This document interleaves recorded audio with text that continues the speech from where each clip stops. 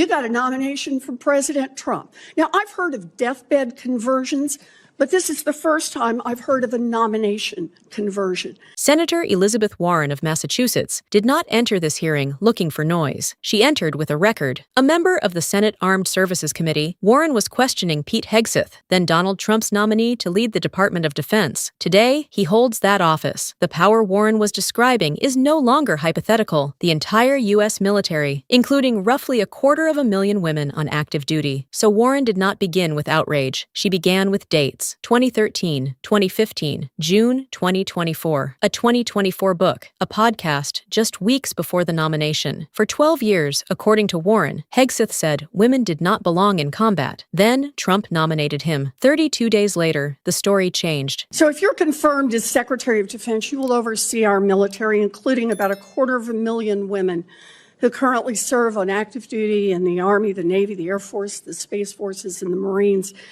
And I have serious concerns that your behavior toward women disqualifies you from serving in this role.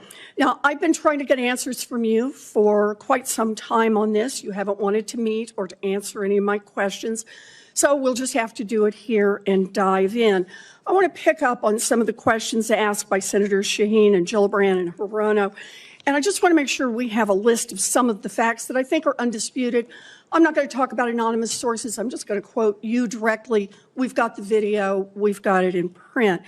So going back to January 2013, you told a Fox News interviewer that women in the military simply couldn't measure up to men in the military, saying that allowing women to serve in combat roles would force the military to lower the bar. You picked up on that same theme in 2015, making remarks on Fox News, referring to women in combat as, quote, it would erode standards. June 2024, you said on Ben Shapiro's podcast, quote, women shouldn't be in combat at all. And then, of course, we've talked about it in 2024. You published a book, and you say on page 26 of your book, we need moms, but not in the military, especially in combat units. Page 48 of your book, you claim that women should not be in combat roles because men are distracted by women. And then 10 weeks ago, you appeared on the Sean Ryan show and said, I'm straight up just saying we should not have women in combat roles. Now, I presume you recall making all these statements? Senator, I'm not familiar with the article you're pointing to in 2013, but it underscores my argument completely, because in that 2013 argument, I was talking about standards. No, standards are what it's always been about, Senator. Let's not have this same fight again. Always been about Senate I've quoted standards. you directly. We've got the video. We're happy to show it. But I want to be clear here. For 12 years, you were quite open about your views, and your views were consistently the same. Women are inferior soldiers, sailors, Marines, airmen, and guardians. And in case anyone missed the point, and these are your words from 10 weeks ago, women absolutely straight up should not be permitted to serve in combat. And I notice on each of these quotes, those are said without qualification. It's not by how much you can lift or how fast you can run. They don't belong in combat, period, or your words, straight up. And then on November 9th, 2024, just 32 days after your last public comment saying that women absolutely should not be in combat, you declared that, quote, some of our greatest warriors are women, and you support having them serve in combat. Now, that is a very, very big about face in a very, very short period of time.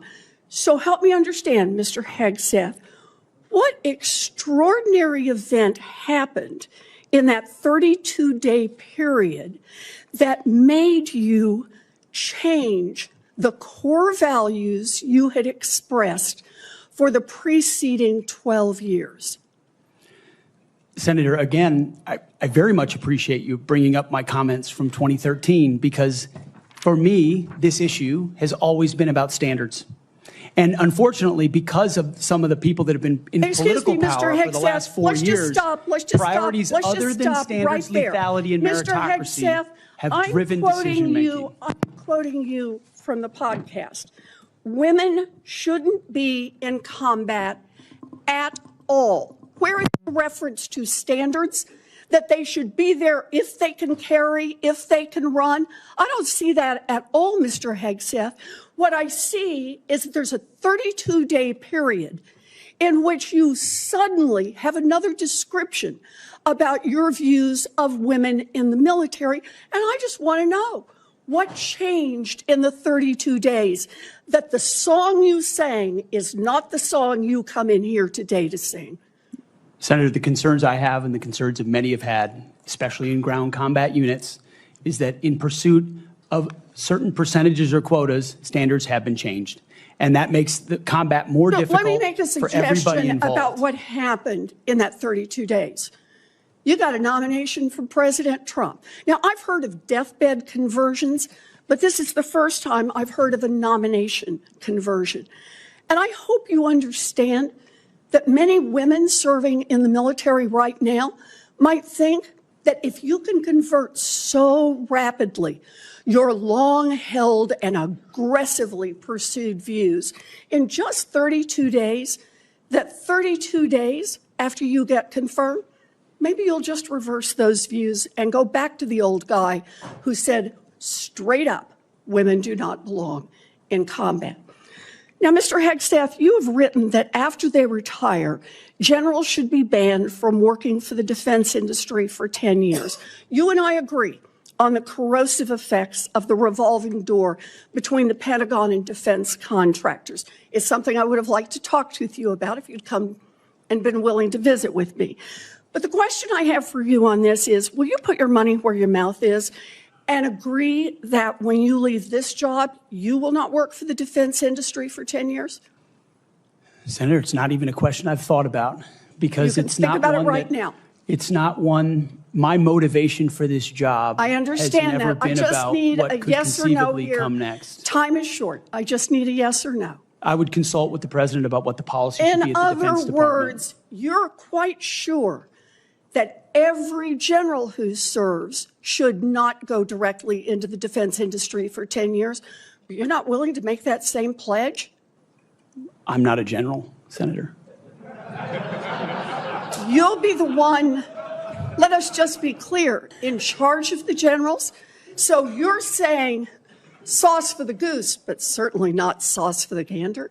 I would want to see what the policy of the president Oh, I'll is. bet you would. Elizabeth Warren's case rested on a calendar, not volume, not outrage, a calendar. She put the job on the record. At the time, Pete Hegseth was asking the Senate to confirm him as Secretary of Defense. Today, he holds that office. The power Warren was describing is no longer hypothetical. The U.S. military, including about 250,000 women on active duty, now falls under the department he leads. Then she added the procedural point. According to Warren, she had tried to get answers before the hearing, and he had not met with her or answered questions, so she built the file in public. January 2013. According to Warren, Hegseth said women could not measure up to men, and combat roles for women would force the military to lower the bar. 2015. Warren quoted him saying women in combat would erode standards. June 2024. Women shouldn't be in combat at all. Then the book, page 26. According to Warren, we need moms, but not in the military, especially in combat units. Page 48. Men are distracted by women. Then the Sean Ryan Show. 10 weeks before the hearing, we should not have women in combat roles. That was the timeline she entered into the permanent record. Hegseth's answer was standards. Standards matter in combat. But Warren's point was narrower. The phrases she read were not about whether a soldier could carry the weight, pass the test, or complete the mission. They were about women as a category. That is why the 32 days mattered. According to Warren, after years of absolute language, Hegseth's public position changed after Trump nominated him. The timing created a conflict. 12 years of statements on one side, 32 days on the other, and a nomination in between. For women in uniform, that is not theoretical, and now it is not prospective. It can shape whether leadership sees them as soldiers first or as exceptions. It can affect assignments, promotions, the command climate, and the chain of command under the department Hegseth now leads. Then, Warren opened a second file, the defense industry. She said Hegseth had written that retired generals should be barred from working for defense contractors for 10 years. Warren said said she agreed. The revolving door between the Pentagon and contractors is about influence, taxpayer money, and public trust. Would he apply the same rule to himself? Would he commit not to work for the defense industry for 10 years after leaving the job? He did not say yes. He had not thought about it. He would consult with the president. Then he said he was not a general. That answer did not close the file. It opened it wider. But today, he is not under the generals. He is the civilian leader above them. That was the pattern Warren was documenting. Absolute rules before power, narrower explanations in testimony, and different standards when the rule reaches the person making it. In public office, the record is not a memory test. It is an accountability test. What changed, the principle or the power?